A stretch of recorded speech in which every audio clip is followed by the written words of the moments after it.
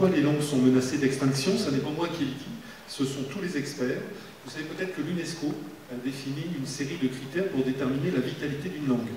Il y a le nombre absolu de locuteurs, la transmission de la langue d'une génération à l'autre, l'attitude des membres de la communauté vis-à-vis de leur propre langue. Et si on s'intéressait à l'occitan en Provence, on serait à mon avis entre le niveau 3, la langue n'est plus enseignée aux enfants que la langue maternelle à la maison, voire à mon avis le niveau 2, la langue est seulement parlée par les grands-parents et les générations plus âgées.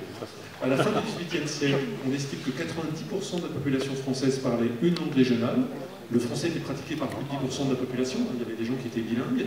Dans les années 30, ce taux est tombé à 25%, à 10% dans les années 50, à 5% dans les années 2000, avec des locuteurs qui étaient plutôt âgés, donc il y a fort à parier que ce taux soit aujourd'hui encore plus bas.